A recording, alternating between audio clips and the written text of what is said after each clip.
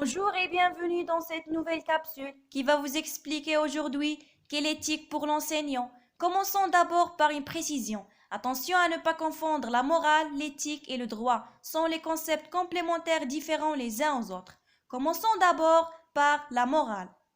La morale, elle définit le bien du mal. C'est un idéal. Est une norme qui est fixée individuellement ou collectivement. Passons maintenant à l'éthique. C'est le positif et le négatif.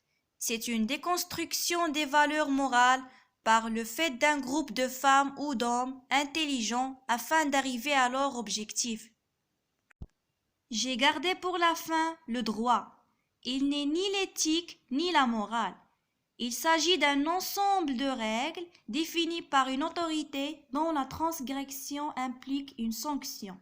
Donc, le droit gère la collectivité.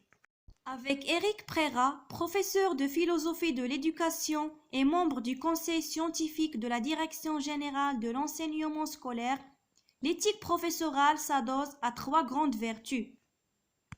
Dans la mise en œuvre de cette éthique, le maître va installer la vertu justice. C'est la vertu première et la vertu majeure qui va considérer l'élève à la fois comme sujet de droit. Tous les élèves ont les mêmes droits. Le droit de dire oui, de dire non, d'être accueilli, d'être écouté, etc. et comme sujet apprenant. Et en ce sens, les élèves sont très différents les uns aux autres. Il y a également la vertu de sollicitude et aussi bienveillance consiste à être attentif à celui qui est dans la difficulté et dans le besoin, c'est-à-dire prendre soin d'autrui. Il y a aussi la vertu de tact. Ce dernier est une manière très appropriée de se rapporter aux autrui. C'est une sorte d'intelligence des situations, une forme de sensibilité à l'endroit d'autrui. C'est peut-être une éthique de la parole.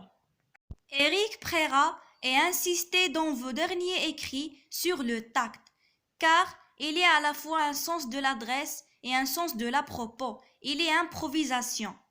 Sens de l'adresse, car quand je parle à Paul, je ne parle pas à Suzanne, et quand je parle à Suzanne, je ne parle pas à Mohamed.